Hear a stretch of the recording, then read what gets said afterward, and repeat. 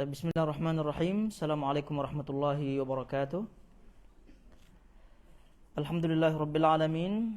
Wassalatu wassalamu ala asyrafil anbiya'i wal mursalin nabiyina Muhammadin wa ala alihi wa sahbihi wa man tabi'ahum bi ihsanin ila yaumiddin. Amma ba'd.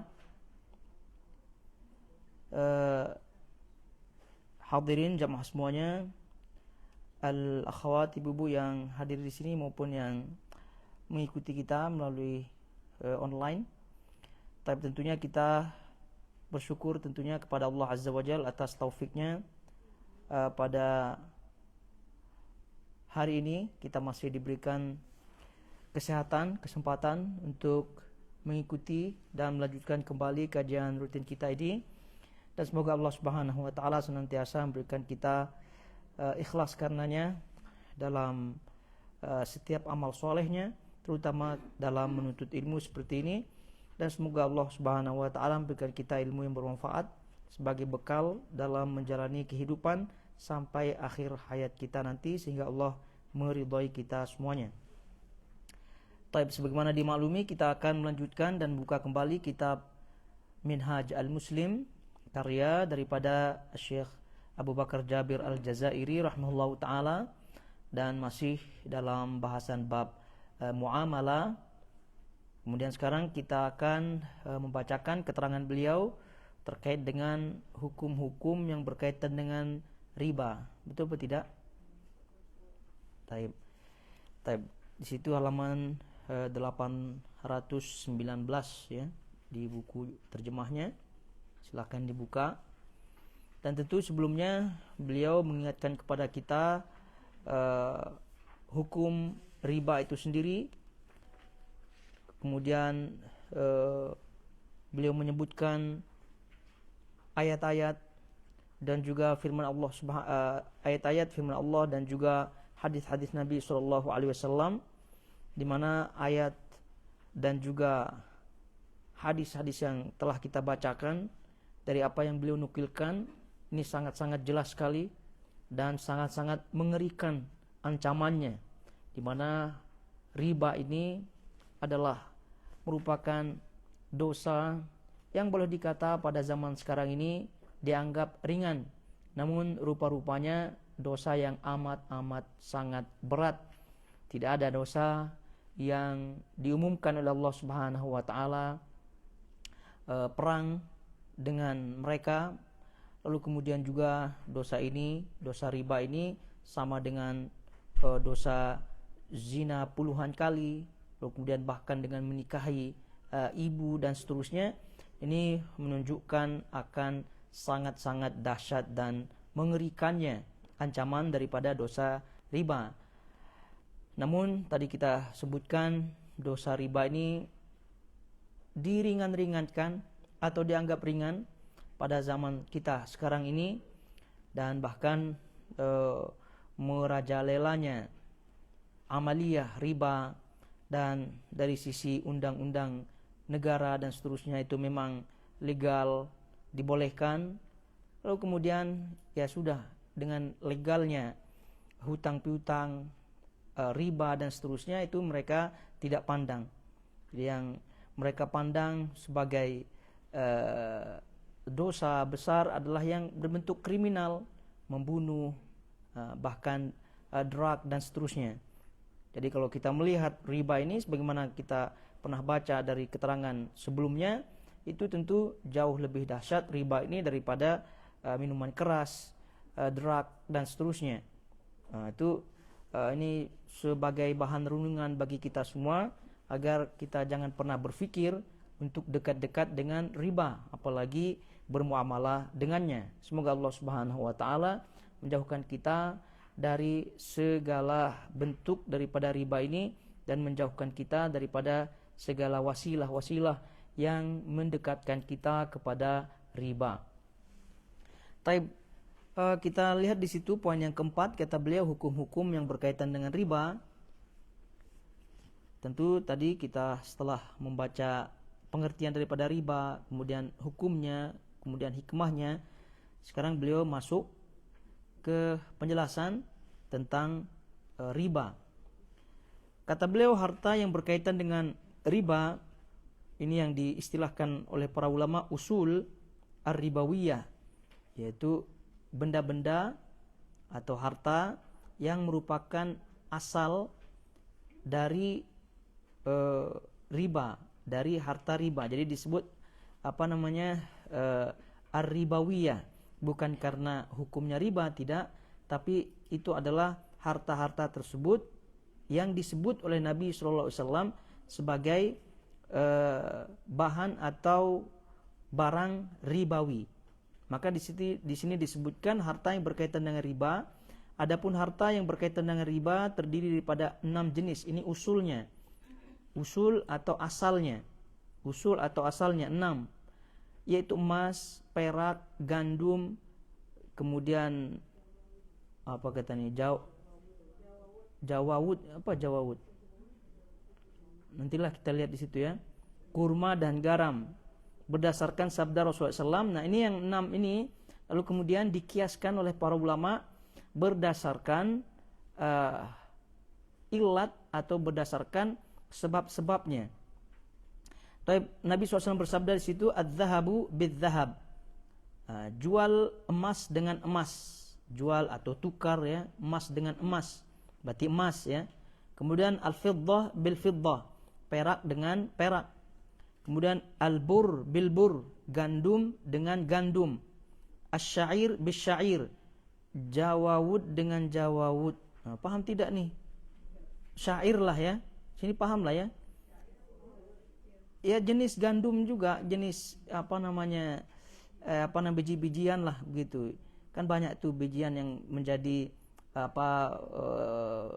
bahan makan, sumber bahan makanan dasar. Ada gandum, ada syair, ada kalau kita beras. Nah, gitu. Jadi bahasanya syair sajalah ya. Ya, kemudian tamar bit tamar, kurma dengan kurma. Al-milhu bil milhi. Garam dengan garam. Nah, ini dah 6 ya yang disebut oleh Nabi SAW, dan ini tadi kita sebutkan usul ar-ribawiyah. Usul asal dari barang-barang ribawi. Barang-barang ribawi disebut istilahnya barang-barang ribawi. Jadi 6 asalnya ini lalu kemudian dikiaskan, karena kalau kita hanya berpatokan kepada zahir atau lafaz daripada hadis ini, ya cuma 6 ini saja, maka tidak termasuk beras, ya, tidak termasuk minyak, tidak termasuk daging gitu. Tapi rupa-rupanya para ulama mengkiaskan dari 6 ini alasan-alasannya.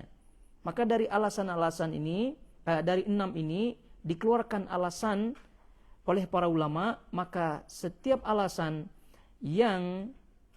setiap alasan atau sebab yang menyebabkan ke-6 ini menjadi bahan ribawi, maka barang-barang yang sejenis dengannya itu masuk ke dalamnya walaupun tidak disebut dalam hadis ini.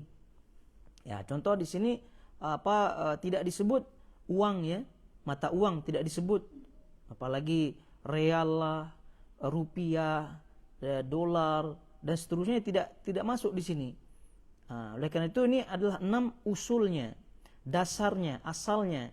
Lalu kemudian dari dasar, dari usul yang 6 ribawi ini dikiaskan kepada barang-barang lain yang sejenis dengannya, yang satu sebab dengannya. Ini kira-kira difahami ya. Taib. Jadi kata Nabi SAW, setelah menyebutkan 6 itu, maka kata beliau mithlan bimithlin. Jadi harus sejenis. Mithlan bimithlin. Pertama harus sejenis, kemudian sawaan bisawain, setara, sama.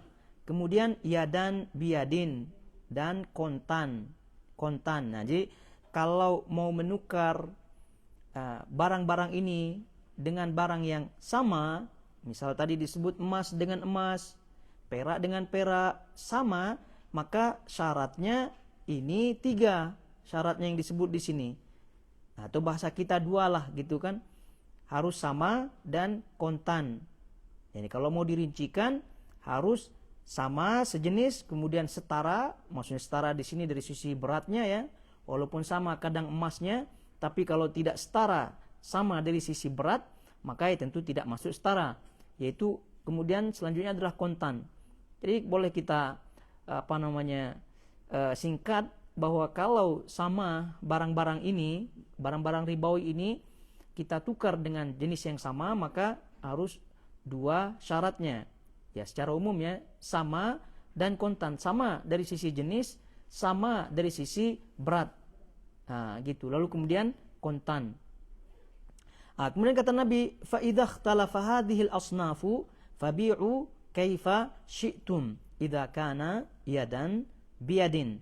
Jika jenis-jenis barang tersebut berlainan, berbeda, maka kamu boleh menjualnya atau menukarnya menurut kehendakmu jika dilakukan dengan kontan saja.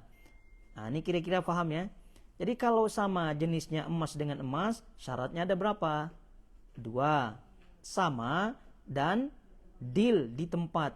Kontan, deal di tempat. Jadi sama maksudnya apa? Sama dari sisi jenisnya, kualitasnya, kemudian beratnya. Lalu kemudian yang kedua adalah deal di tempat. Nah, gitu.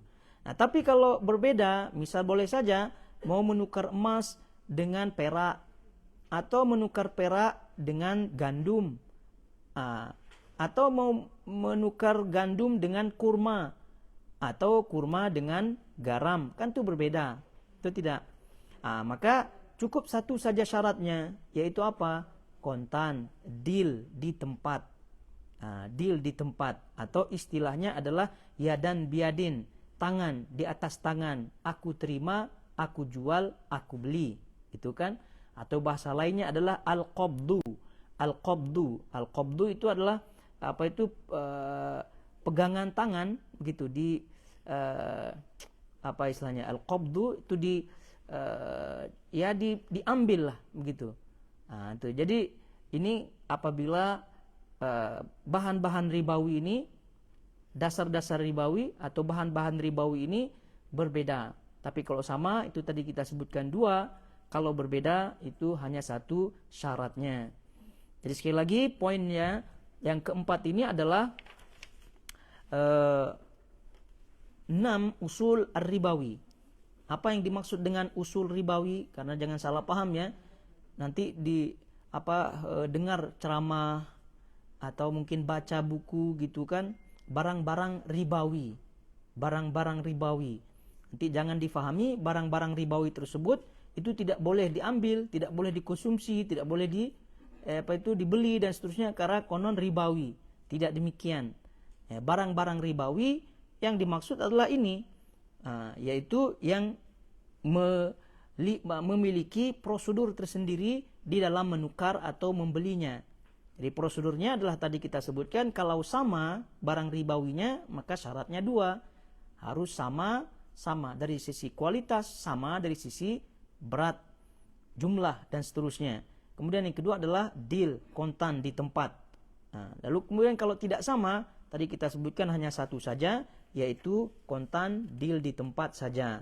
Jadi oleh karena itu diketahui dari sini bahwa yang pernah ditanyakan juga oleh jamaah di sini, apa hukumnya terkait dengan memesan cincin emas ya, atau apalah kalung dan seterusnya, dengan kita custom ya, memesan, mungkin ditulis nama atau ditulis apalah gitu, ukir-ukiran khusus dan seterusnya. Lalu kemudian si pembuatnya itu minta untuk down payment terlebih dahulu, bukan karena harga emasnya, tapi karena harga pembuatannya, jasanya, betul tidak? Nah, ini kata para ulama tetap digolongkan sebagai harga. Karena yang namanya harga kan include semuanya itu. Betul tidak? Include masuk harga jasanya, masuk harga emasnya. Sehingga kalau ditanya, ini berapa harga cincin kok bagus sekali ukirannya? Gitu kan, gimana jawabnya? Gitu kan, tidak mungkin akan diperinci gitu kan. Harga emasnya sekian, harga buatnya sekian, gitu. Allah, yang dengar pun habis-habis waktu ya. Pasti akan dijawab berapa harganya? 1.000, gitu kan.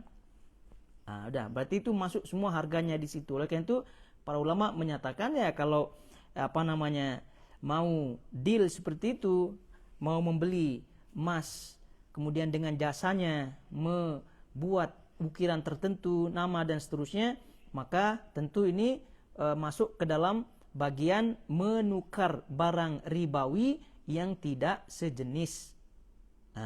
Paham tidak? Menukar barang ribawi dengan tidak sejenis.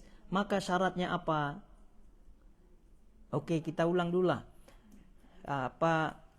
Menukar barang ribawi yang sejenis, syaratnya berapa? 2. Apa saja? Ya, sama dan kontan atau deal di tempat. Sama di sini maksudnya apa? Jenis, terus berat, kemudian jumlah, kualitas dan seterusnya. Itu kalau menukar barang ribawi yang sejenis. Kalau menukar barang ribawi yang tidak sejenis, berapa syaratnya? 1. Apa saja? Ya, kontan deal di tempat. Berarti itu tadi. Jadi sekarang kita punya uang gitu kan? Kita punya uang, kemudian kita pengen emas. Berarti ini kan ini barang ribawi ini, uang barang ribawi, emas barang ribawi. Cuma kan jenisnya lain. Kan? Jenisnya lain. Ya udah bentuknya jadi lain dah. Ini emas, ini uang. Maka kata Nabi SAW, boleh kita bermuamalah semau kita dengan syarat yadan biadin, tangan di atas tangan, deal di tempat. Taib. Kita buka halaman berikutnya. Jadi paham ya, maka kalau ibu-ibu custom atau mau dibuatkan cincin emas dan perak gitu, maka tidak boleh ada down paymentnya. Jadi udah nanti aja dibayar sekaligus sekalian. Taib. Kemudian para ulama dari kalangan sahabat, tabi'in dan sejumlah imam, yaitu para ulama ya, telah mengkiaskan kepada keenam jenis barang di atas dari segi makna dan sebab dari jenis-jenis harta yang dapat ditakar, ditimbang, dimakan atau disimpan adalah semua biji-bijian, minyak, madu serta daging. Dalam masalah ini Sa'id bin Al-Musayyab berkata, tidak akan terjadi riba kecuali dalam harta yang dapat ditakar atau ditimbang, dari jenis harta yang dapat dimakan atau diminum. Ini poinnya di sini kita dapatkan dari keterangan ini bahwa usul barang ribawi, asal barang ribawi itu ada berapa? Ada 6. Itu ada emas, ada perak, kemudian ada gandum, ada syair, ada kurma, ada ada garam. Nah, dikiaskan dari 6 tersebut setiap yang ada sebab-sebabnya. Maka sebab-sebabnya kata para ulama di sini disebutkan sebabnya adalah setiap makanan yang ditimbang dan disimpan. Makanan yang ditimbang dan disimpan.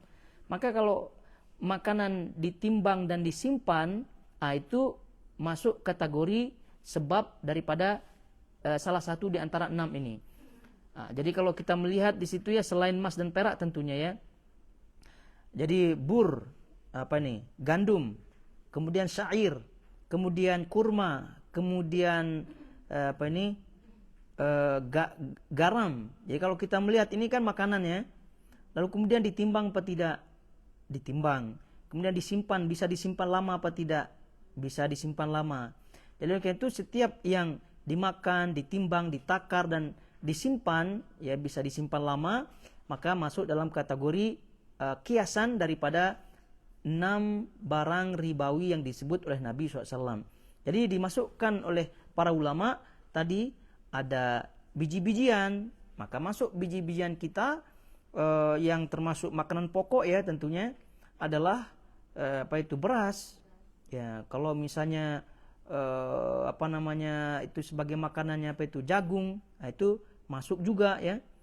Lalu kemudian juga di sini dimasukkan minyak, madu, daging. Ini masuk juga di dalam kategori barang ribawi. Ini penting untuk mengetahui ya, supaya barang-barang ini kita mesti melihat bagaimana kita bermuamalah dengannya.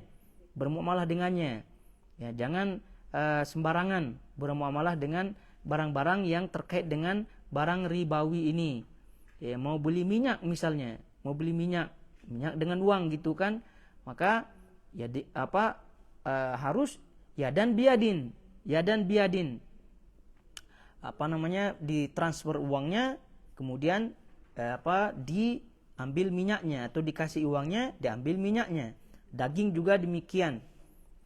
Taib. Jadi ini perlu diketahui. Jadi dikiaskan dari 6 ini, setiap makanan yang ditimbang, ditakar dan disimpan. Adapun emas dan perak, maka ilat atau sebabnya adalah tsamaniyah, yaitu nilai tukar. Jadi setiap yang dipakai untuk nilai tukar, maka kiasnya kepada masuk ke dalam emas dan perak. Lagi itu uang itu masuk ke dalam emas dan perak karena bernilai, bisa bertukar atau digunakan sebagai alat tukar. Nah, perlu juga diketahui bahwasanya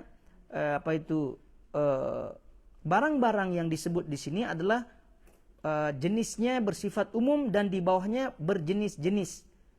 Nah, jangan dikira misalnya minyak misalnya ya, minyak. Yang bisa disebut di sini minyak, misal contoh minyak goreng. Ya ini adalah jenis umum ya, minyak goreng.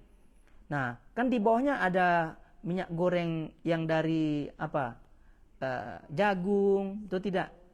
Ada yang dari sunflower, ada lagi dari kelapa sawit ya. Nah, itu jenis-jenis, walaupun itu kategori minyak, tapi kalau jenis sumber dibuatnya minyak tersebut, maka itu digolongkan sebagai jenis yang berbeda. Paham tidak nih? Jenis yang berbeda. Jadi kalau mau menukar minyak kelapa sawit misalnya ya dengan minyak yang dari jagung, maka ini berarti ribawi yang berbeda jenis. Maka syaratnya satu tadi kita sebutkan. Nah, jadi ini tidak dianggap sebagai ribawi yang satu jenis ya. Ini paham nih? Tidak dianggap sebagai ribawi yang satu jenis. Walaupun dia sama-sama minyaknya. Sama-sama minyaknya memang, tapi jenisnya kan lain. Ini satu bahannya dasarnya lain, ini satu bahan dasarnya lain. Nah, begitu juga dengan mata uang. Satu real, satu rupiah. Ini juga lain, tapi tetap oleh karena itu, karena dia disebut sebagai barang ribawi yang berbeda jenis, maka dia harus ya dan biadin, satu syarat saja. Jadi ini walaupun simpel-simpel, tapi mesti harus difahami dengan benar. Jadi kalau tidak difahami dengan benar, takutnya nanti tegas-tegas salah alamat ya. Jadi ini harus betul-betul. Jadi misal juga daging ya, daging memang masuk ke jenis umumnya, tapi kan ada daging lembu, ada daging kambing dan seterusnya. Nah, itu kalau berbeda jenis dagingnya, maka ini termasuk bahan ribawi yang berbeda jenis. Jadi syaratnya hanya satu saja. Kira-kira paham ya? Taib, selanjutnya adalah kata beliau, terjadinya riba pada jenis-jenis harta yang terkait dengan riba dapat ditinjau dari 3 segi, yaitu pertama, jual beli barang yang sejenis. Ya udah, tadi insyaallah kita paham. Kalau difaham keterangan yang tadi, maka insyaallah akan mudah memahami ini, yaitu menukar atau membeli jenis barang ribawi yang sama. Syaratnya 2 yang tadi kita sebutkan. Menukar barang ribawi yang tidak sama jenisnya, maka syaratnya 1. Nah, kalau udah paham itu, insya Allah ini kita baca cepat saja. Pertama, kata beliau, jual beli barang yang sejenis. Nah, maksudnya ribawi yang sejenis. Misalnya emas dengan emas, gandum dengan gandum, atau kurma dengan kurma dengan jumlah yang lebih, yaitu berbeda. Berdasarkan hadis yang diriwayatkan oleh Bukhari, bahwa anna Bilalan ja'a ila Nabi SAW bitamrin barni. Faqala Nabi SAW, min aina hadha ya Bilal? Qala kana indana tamrun radi'un fabi'tu sa'aini bisa'in limat'amin Nabi SAW. Faqala Nabi SAW, awwah. Ainur riba la taf'al, walakin in aradta an tashtariya fabi' at-tamra bi bai'in akhara thumma ishtari bihi. Disebutkan bahwa suatu ketika Bilal datang kepada Nabi SAW sambil membawa buah kurma yang baik. Ya, jenis kurma yang baik, ya, maklumlah ya, kurma ada yang kualitasnya baik, kualitasnya menengah, bawah, dan seterusnya. Nabi bertanya kepadanya, "Hai Bilal, dari manakah buah kurma ini?" Bilal menjawab, "Kami mempunyai buah kurma yang jelek.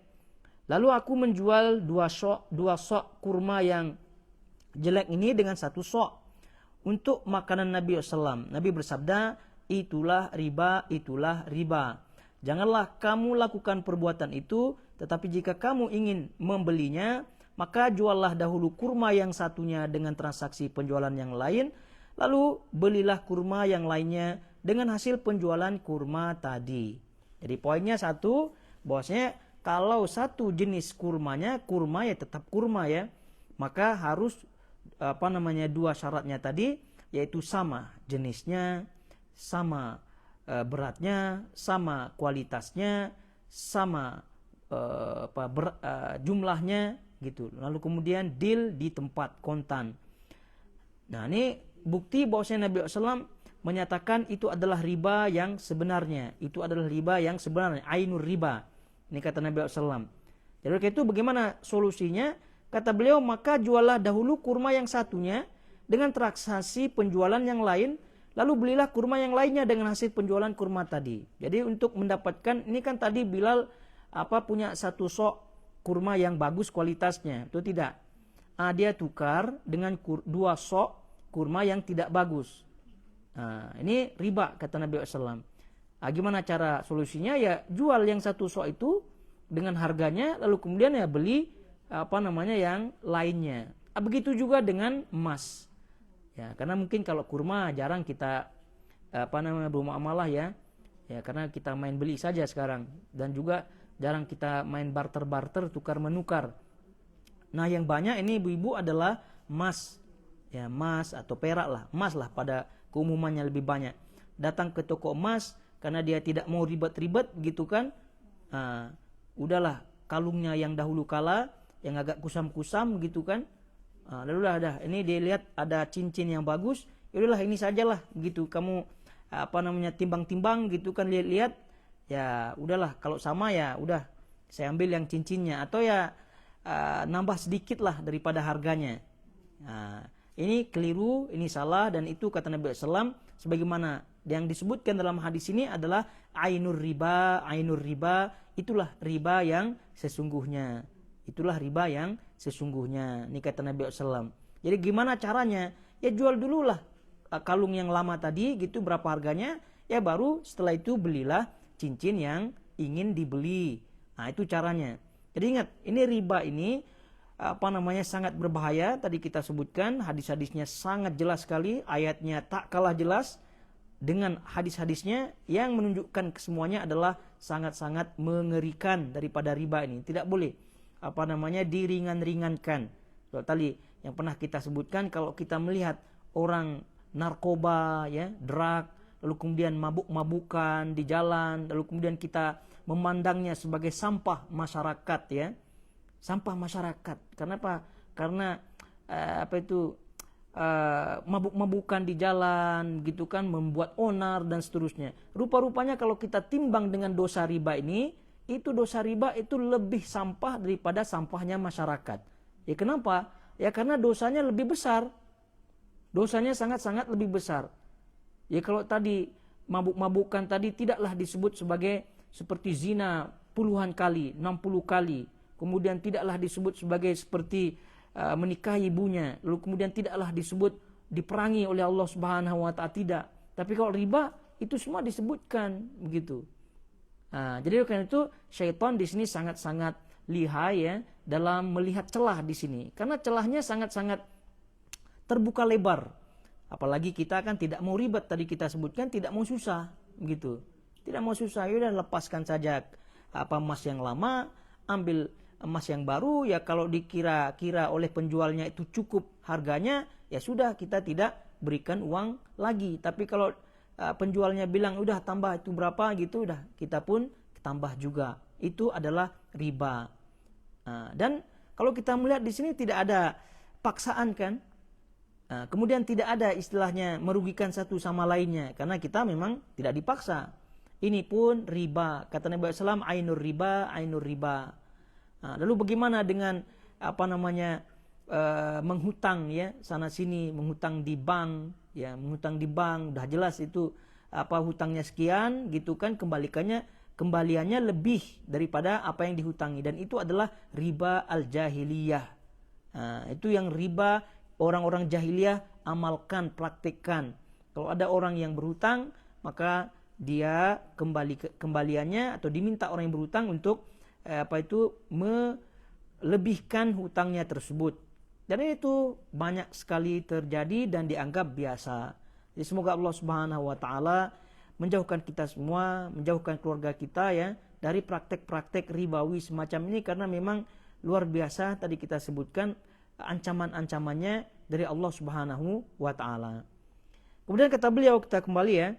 Kedua, kata beliau, jual beli dua barang yang berlainan jenis. Ini berarti bertukar barang ribawi yang berlainan jenis, berbeda jenis, maka syaratnya satu. Terus kemudian kata beliau, misalnya emas dengan perak, kemudian emas dengan gandum, dengan kurma, di mana salah satu dari keduanya ada di tempat, sedang yang satunya lagi tidak ada di tempat. Berdasarkan sabda Nabi SAW, la tabi'u minha ghaiban binajizin. Janganlah kamu menjual barang yang tidak ada dengan barang yang ada. Juga sabda Rasulullah SAW, bi'u adz-dzahaba bil fiddati yadan biyadin. Juallah atau tukarlah emas dengan perak secara kontan, deal, di tempat. Kemudian sabda Rasulullah SAW, adz-dzahabu bil waraqi riban illa ha'an wa ha'an. Jual beli emas dengan perak dimungkinkan untuk terjadinya riba kecuali dilakukan secara kontan, secara deal di tempat. Nah, ini sudah kita pahami ya. Lagi itu bagi kita yang jual beli online, nah itu hati-hati ya. Itu dilihat apakah yang kita beli, apakah yang kita jual itu termasuk barang ribawi apa tidak. Nah, itu harus diperhatikan ya, apakah termasuk barang ribawi apa tidak.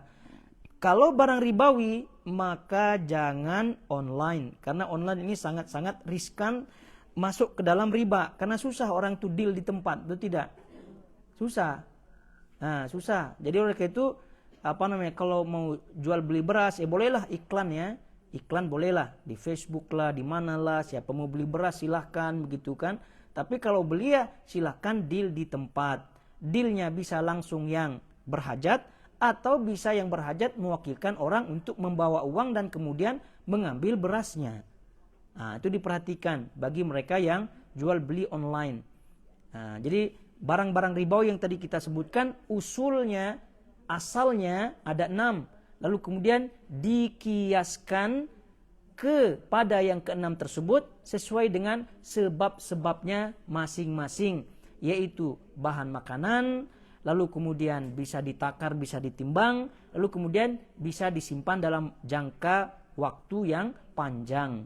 Nah, jadi masuklah di situ beras, masuklah di situ minyak, masuklah di situ daging, dan seterusnya daripada barang-barang ribawi yang masuk ke dalam kiasan ini. Jadi hati-hati mereka yang berjualan online, tak masalah jual online, tapi silahkan tunduk patuh kepada syarat-syaratnya supaya tidak masuk ke dalam praktek amaliyah ribawi. Dan perlu juga diperhatikan di sini ya, bagaimana dengan produk-produk yang berasal dari barang ribawi. Nyambung tidak nih? Nyambung ya? Ya karena susah kalau rapat di tempat itu. Ngeri ya? Iya ya, mau gimana lagi? Kita kan terus terang aja. Biasanya beli online tadi Talabat, groceries itu berarti nggak boleh ya, beras, daging itu. Oh iya, ya itu. Nah itu juga dia ya. Ya, kecuali kalau misalnya dibelikan ya, Nah, itu gimana akadnya kira-kira yang talabat itu? Apakah dia yang beli gitu kan? Kita kasih uangnya, lalu kemudian yang membelikan apa tidak? Nah, itu juga harus dilihat ya. Nah, itu dia.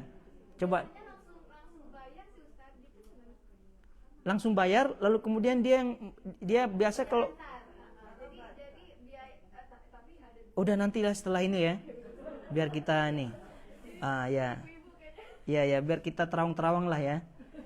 Kita ambil kaidah secara umum dulu gitu kan. Setelah itu terawanglah dengan jernih dulu gitu.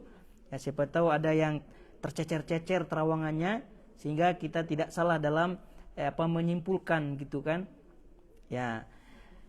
Nah, tadi kita sebutkan barang-barang produksi daripada hasil barang-barang ribawi ini.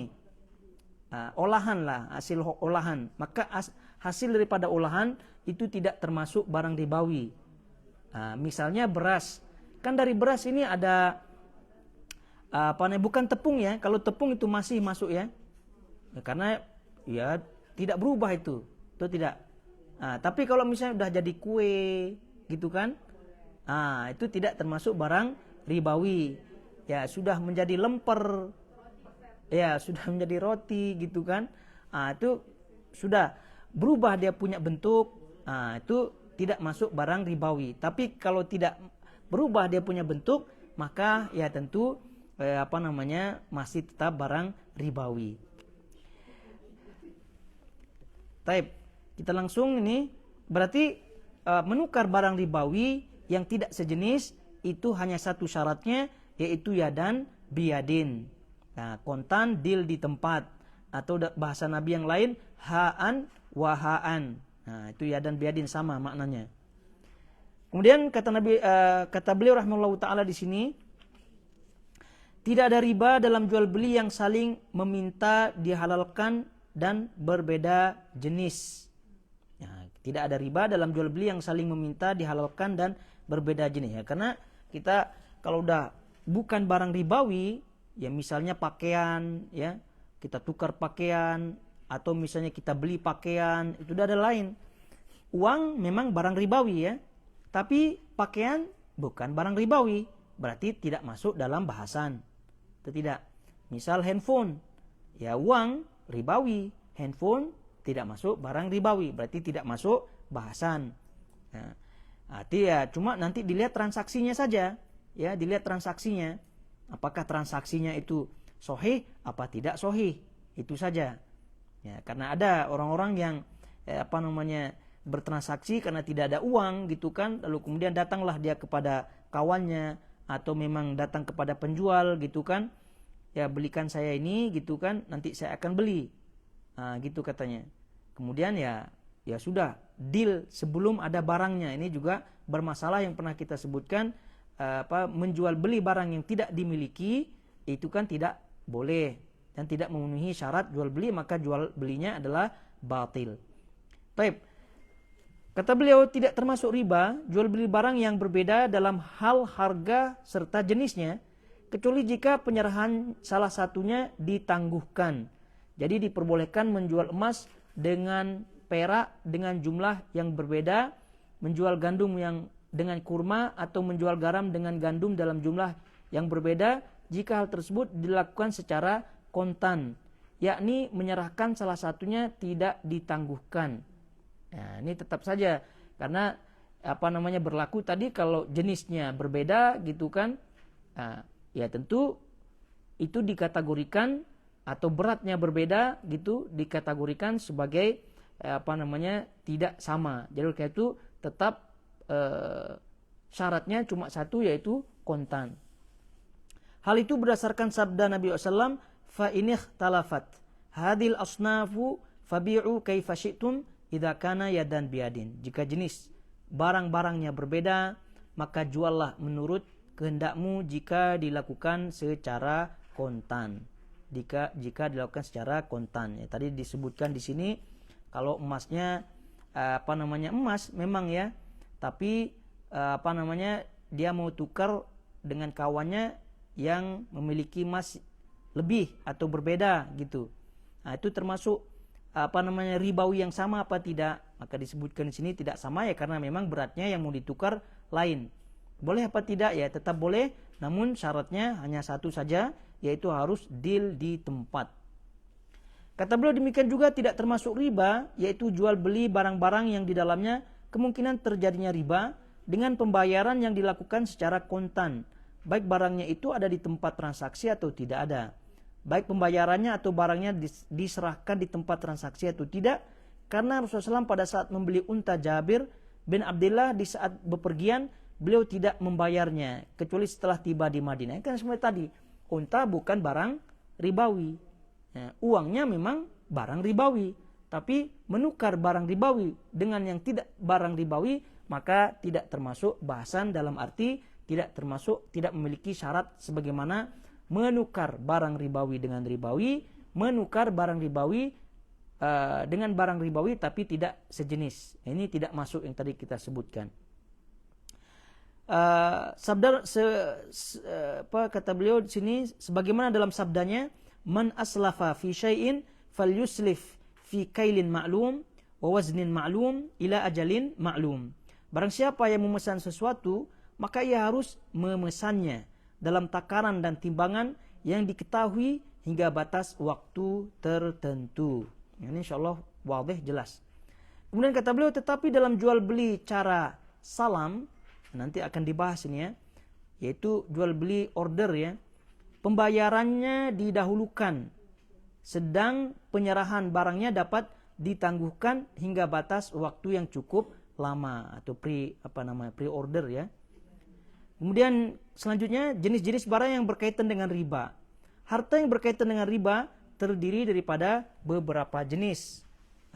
Mayoritas sahabat, kata beliau di sini, dan para imam telah menuturkan sebagai berikut, yaitu emas, perak, gandum, syair. Jawa ini bahasa apa ya? Bahasa Jawa ya? Wallahu alam lah ya, bahasanya mungkin bahasa Indonesia lah, cuma kita belum tahu ya. Syair lah ya, gandum, syair.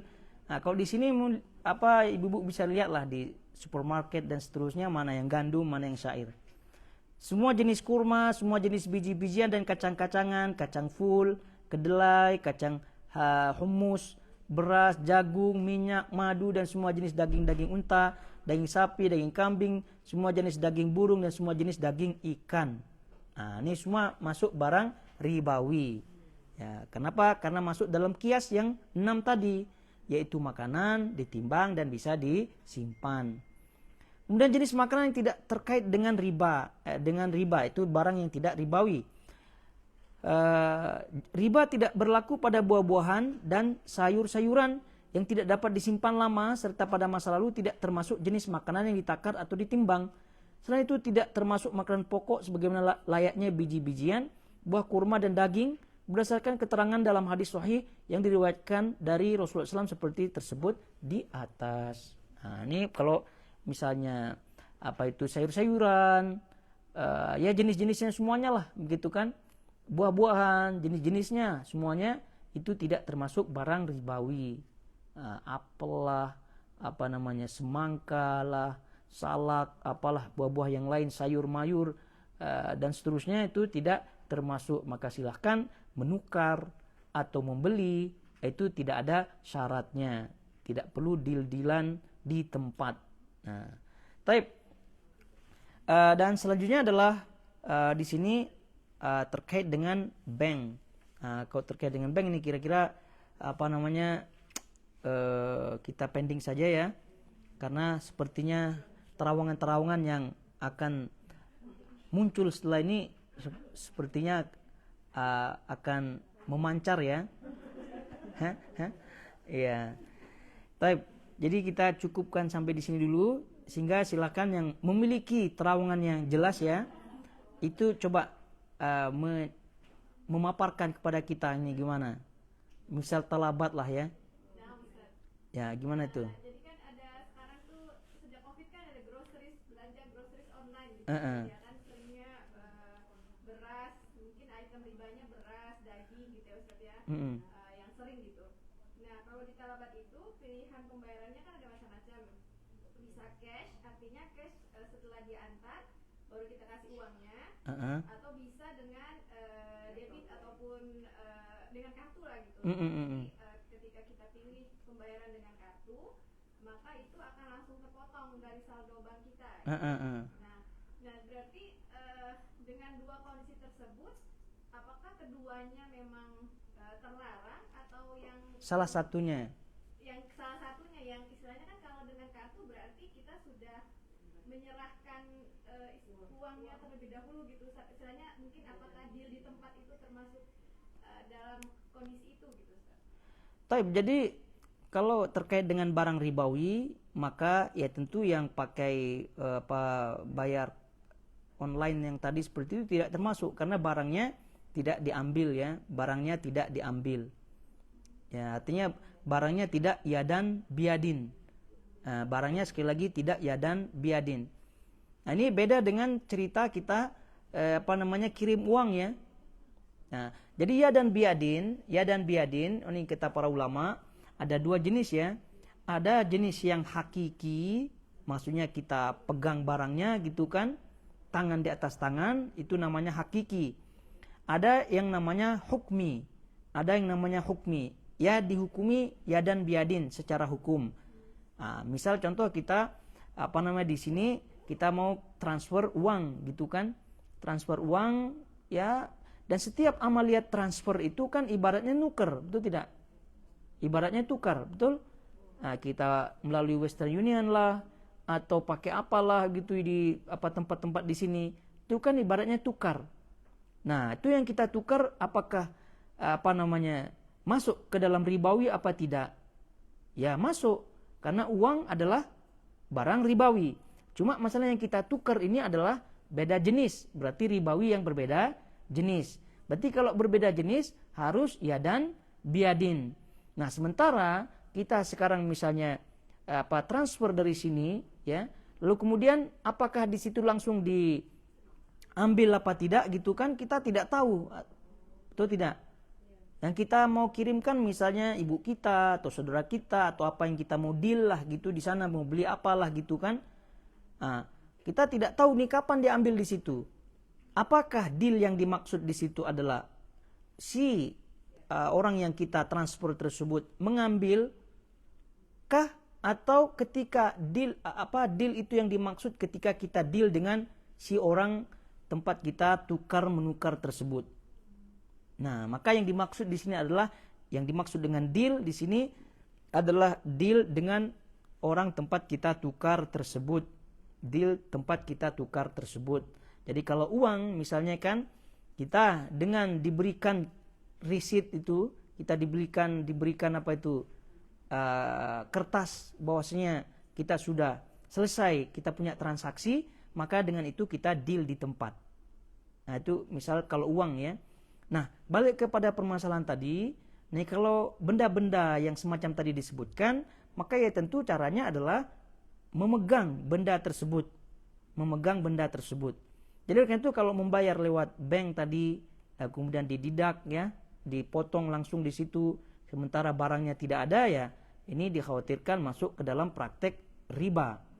Jadi karena itu cara yang selamat adalah cara yang pertama tadi disebutkan. Nah, barangnya datang dulu, lalu kemudian kita kasih uangnya, apa istilahnya itu ya? COD itu aman tuh. COD. Itu aman. Jadi itu yang kalau mau beli barang-barang grocery yang seperti tadi, ada minyaknya, ada dagingnya, ada garamnya, gitu. Ya masalahnya siapa tahu ada grocery itu di dalamnya ada hadiah emas pula. Nah, jadi amannya adalah COD tadi ya, bayar di tempat. Nah, gitu. Karena kalau bayar online seperti tadi, tidak yadan biadin. Ya, tidak yadan biadin. Ya, kenapa? Karena satu tempat kita bayar tersebut, kalaupun dia yang memiliki barang, tapi tetap saja barang kita tidak kita ambil pada waktu itu. Atau kecuali kalau misalnya dia bilangnya transfer dulu uang gitu kan, lalu kemudian nanti kita wakilkan beli. itu masih ada celah bolehnya karena dia sebagai perwakilan kita. Nah, apakah bagaimana caranya si talabat ini? Apakah mewakilkan atau tidak? Ya itu perlu kita terawang-terawang ya. Tapi yang jelas yang lebih selamat adalah COD tadi. Nah, Jadi baik Ustaz. Kalau COD berarti transaksinya bukan sama pemilik barang ya Ustaz? Sama kurirnya. iya, sama kurirnya karena pemilik barang telah mewakilkan kurir tersebut. Ya, karena dia telah mewakilkan kurir tersebut untuk bertransaksi dengan kita. Betul apa tidak?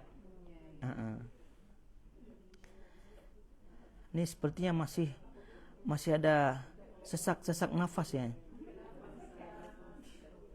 Kalau misalnya Ustaz ada juga transaksi yang memakai uang dari kurir dulu. Nah, Artinya kan meminjam. Apakah itu termasuk dua akad dalam satu transaksi Ustaz? wallahu ta'ala alam ya. Tidak demikian ya. Kalau misalnya belikan dahulu dengan uangnya gitu ya. Jadi wallahu ta'ala itu masuk dalam perwakilan juga ya. Masuk dalam perwakilan juga ya, kecuali kalau ada lebih-lebihnya. Kalau ada lebih-lebihnya maka itu tidak boleh, karena setiap pinjaman yang ada lebih-lebihnya maka itu tidak dibolehkan. Nah, ini apa nih? Ada WhatsApp. Tafadhol Ustaz, untuk jual beli emas, jika kita sudah deal duluan dengan dia bahwa kalau setelah dijual emas ini saya akan membeli emas yang baru di toko dia, hal ini dilakukan dua akad dengan dua invoice, apakah ini termasuk riba? Karena kita tidak pernah beli emas masalahnya ya, ini agak susah nerawangnya nih ya. Coba didengar ya baik-baik ibu-ibu ya. Ini apalagi yang berpengalaman ini. Jangan sungkan-sungkan ya. Nanti ketahuan pengalaman beli emas. Untuk jual beli emas nih kisahnya. Jika kita sudah deal duluan dengan dia, ya dia ini penjual lah ya, bahwa kalau setelah dijual emas ini saya akan membeli emas yang baru di toko dia. Berarti ini janji dibeli ya. Ada janji lah ini. Kemudian hal ini dilakukan dua akad. Hal ini dilakukan dua akad dengan dua invoice. Apakah ini termasuk riba? Kira-kira bisa dijelaskan apa tidak ya, ibu-ibu? Coba siapa yang agak jernih ininya? Coba satu dulu biar kita nih. Kasihan yang WA ini. Kalau saya ngeliatnya untuk ngakalin bahwa pertama dia jual dulu, kemudian yang kedua baru beli gitu. Tapi kan menurut Ustadz yang pertama harus selesai dulu gitu kalau dari penjelasan yang tadi ya. Meskipun ada dua transaksi, tetapi kalau yang pertama belum dipegang juga kayaknya tadi nggak boleh ya Ustadz ya. Ya, ini tidak boleh lah kalau itu maksudnya ya. Kalau hanya sekedar janji-janji tidak bisa. Janji itu tidak mewakili namanya yadan biadin. Janji tidak mewakili yadan biadin. Nah, jadi lalu kemudian kalau terkait dengan emas ini, maka sekali lagi harus deal di tempat. Jadi apa disebutkan oleh penanya ini, maka itu termasuk riba. Nah, jadi harus dipegang dulu ya. Al-qabdu yaitu pegang, ya dan biadin bahasanya. Jadi kalau tidak demikian, hanya sekedar kertas-kertas saja, maka itu tidak termasuk. Jadi oleh karena itu tadi kita sebutkan ya dan biadin atau al-qabdu kan ada dua ya, ada yang hakiki, ada yang hukmi. Maka yang hakiki kalau barang ribawinya satu jenis itu tidak bisa hukmi, tidak bisa secara hukum. Maksudnya dihukumi begitu tidak bisa. Tapi dia harus ya dan biadin secara hakikat. Tapi kalau berbeda maka itu bisa. Bagaimana dengan Shopee? Setahu saya uangnya disimpan di tempat ketiga, yaitu Shopee sendiri. Setelah barang diterima, lalu Shopee akan mencairkan ke tokonya. Saat jual uangnya saya sudah terima. Setelah terima saya beli emas di dia. Nih gimana? Enggak, maksudnya WA-nya ini dia baru-baru nyambung lah. Ini Shopee nih gimana ceritanya nih? Jadi muamalat ya, dalam bab muamalat itu kita punya kaidah umum ya. Kita punya kaidah dasar. Lalu kemudian kaidah dasar ini takyif fikhi istilahnya ya. Jadi praktek atau implementasi daripada kaidah kepada masing-masing case ya, masing-masing masalah itu berbeda-beda tergantung terawang tadi kita sebutkan, tergantung gambarannya. Jadi waktu itu terkait dengan Shopee ini perlu diterawang-terawang dulu, kemudian mungkin saja yang karena jarang kita bermuamalah dengan Shopee seperti ini, jadi ini kita tidak bisa menjawabnya ya.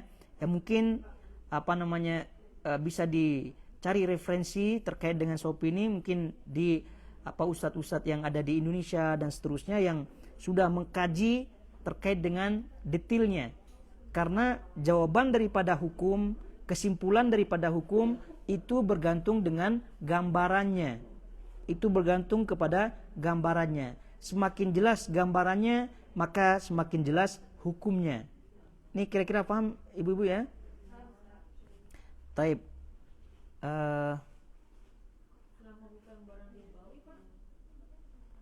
Iya, kalau selama barang ribawi tak masalah.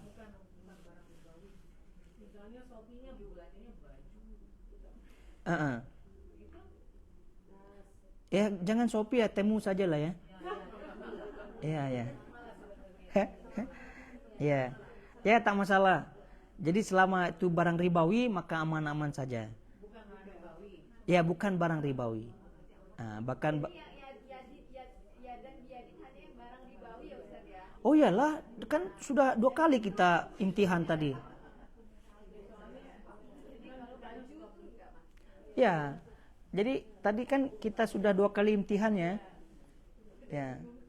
Ya, cobalah kita ulang sekali lagi lah ya.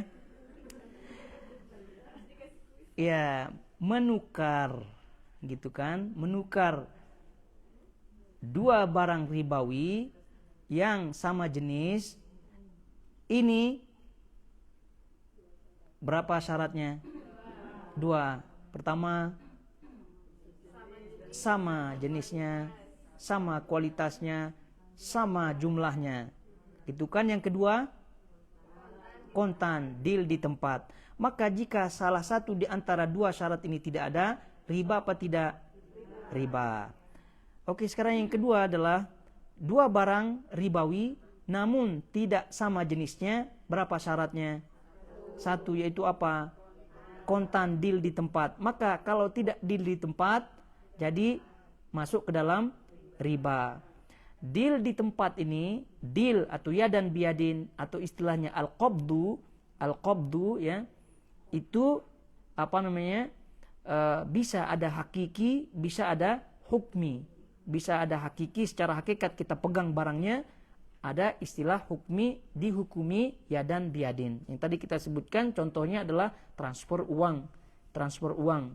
Nah, itu memang uangnya itu kita tidak lihat ya. Kita mau tukar transfer real ke rupiah, rupiahnya kita tidak lihat gitu. Tapi di sini dihukum oleh para ulama dengan kita mendapatkan kertas bukti kita pernah transfer, maka itu disebut hukmi. Nah, sekarang barang yang menukar 2 barang, tapi yang satu ribawi, yang satu tidak ribawi, berapa syaratnya? Apa syaratnya? Ya? Kok bisa gitu? Dari mana syaratnya? Ini yang ditukar adalah satu barang ribawi, satu yang tidak ribawi, gitu kan? Kita punya uang, kita mau beli baju dan ditemu pula, gitu kan? Nah, ini memerlukan syarat apa tidak? Tidak perlu syarat. Aman lah, ini sesak nafas dari tadi. Akhirnya, Jangan sampai sesak nafas itu berpengaruh pada pikiran. Akhirnya tidak jalan pikirannya. Gitu dia. Ya, jadi tidak ada syaratnya. Iya, aman, asal jangan paksa aja orang gitu kan. Nah, aduh, ini gimana nih? Kita imtihan lagi apa tidak nih? Ya, jadi dua barang ribawi gitu kan, kalau sama maka dua syaratnya. Kalau tidak sama jenisnya maka satu.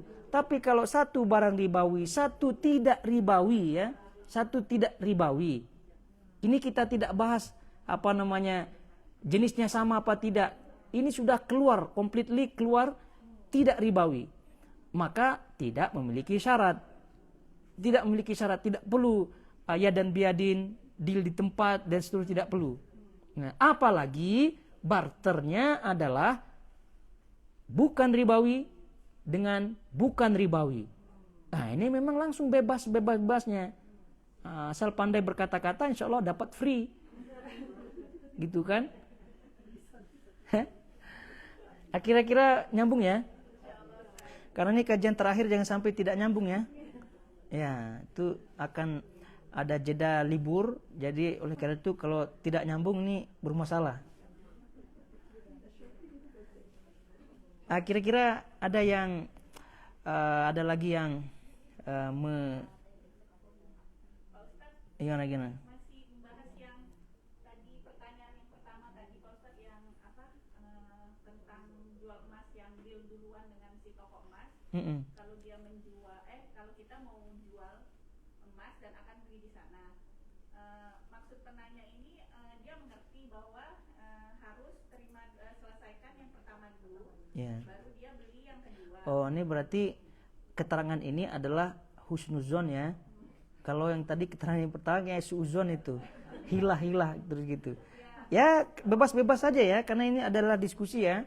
Ini sangat-sangat terbuka karena untuk menemukan suatu kesimpulan ya.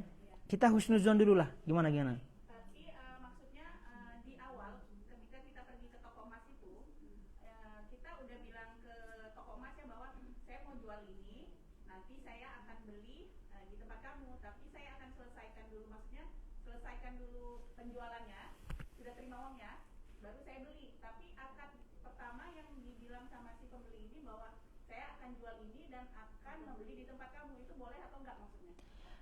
Kalau sekedar janji ya, kemudian ucapan itu boleh. Jadi kalau hanya sekedar janji saja begitu, itu tak masalah. Ya, tapi kalau sudah mengikat maka itu yang bermasalah. Jadi mengikat, misalnya dikasih nota, kemudian dikasih pokoknya dokumen dan seterusnya, itu kan mengikat ya. Jadi kalau mengikat maka tidak boleh. Karena yang bersifat mengikat itu adalah termasuk akad. Ya sama seperti tadi kita sebutkan, ada orang yang mau motor, tapi dia tidak memiliki uang. Kemudian pergilah dia kepada kawannya, yang memang kebetulan kawannya bisnis itu juga. Jadi dia bilang, ya kamu belikan saya motor fulan lah, motor merek fulan lah, begitu kan. Oke, kata si kawannya ini, kamu berani beli, misal harganya 20 ya. Kemudian kamu berani beli 40 apa tidak? Ya, beli dengan cara cicil ya. Kata si orang ini, karena dia sangat ingin motor tersebut, bilangnya ya sudah, deal, saya berani begitu. Nah, ini dilihat kalau hanya sekedar janji saja gitu kan, tak masalah. Tapi kalau sudah mengikat, dia bilang deal, ya dan seterusnya gitu kan, berarti sudah mengikat. Maka kalau sudah mengikat, maka itu disebut akad. Kalau sudah akad, maka dilihat hakikat akad tersebut. Jadi kalau dia bilang, ya deal, saya siap gitu, bayar 40 nanti dengan cara cicil, tapi rupa-rupanya motornya belum ada. Berarti ini termasuk menjual barang yang tidak dimiliki. Lalu kemudian, kalaupun ada barangnya, lalu kemudian akadnya seperti itu, dealnya seperti itu lebih dahulu, maka ini termasuk gharar. Gharar maknanya apa? Tidak jelas akhirnya. Ya, karena akhir daripada penjualan, jual beli itu kan ada istilah khiyar ya. Itu tidak memilih dulu, kemudian dan seterusnya. Nih tiba-tiba kalau udah deal terlebih dahulu, mau tidak mau dia terima barangnya. Gitu kan? Mau cacat lah, mau tidak cacat lah barangnya, mau dia setuju apa tidak, karena dia sudah deal terlebih dahulu ya. Mau tidak mau ya harus diterima. Maka cacatnya, masalahnya dari sisi ini. Jadi kayak itu sekali lagi, kalau hanya sekedar janji saja yang tidak mengikat, maka tak masalah. Tidak masalah. Nah, tapi kalau sudah janji yang bersifat mengikat, maka itu namanya akad. Nah, kira-kira nyambung ya?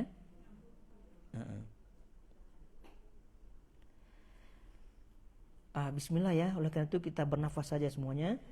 Kita cukupkan sampai di sini saja ya. Ya. Taib. Insyaallah aman lah. Ini muamalat ini mau apa tidak gitu kan, bermuamalat dengan muamalah yang disyariatkan itu saja. Ya, adapun terkait dengan tersilap di masa dahulu gitu kan, itu biasalah. Karena tidak ada yang sempurna ya, yang mengetahui semuanya tidak ada. Oleh itu pentingnya bertanya, pentingnya menuntut ilmu dan seterusnya. Lalu kemudian selanjutnya keinginan untuk berubah. Ya, siapa tahu di antara kita ada yang pernah bermuamalah dengan bank dan seterusnya daripada muamalah ribawi dan seterusnya, maka silahkan kita bertobat kepada Allah Subhanahu wa taala dengan taubat yang nasuha dan tidak tentunya mengulangi lagi daripada kesalahan yang sama. Baik, kiranya sampai di sini dan kita tutup. Subhanakallahumma bihamdik asyhadu an la ilaha illa anta astaghfiruka wa atubu ilaik. Wassalamualaikum warahmatullahi wabarakatuh.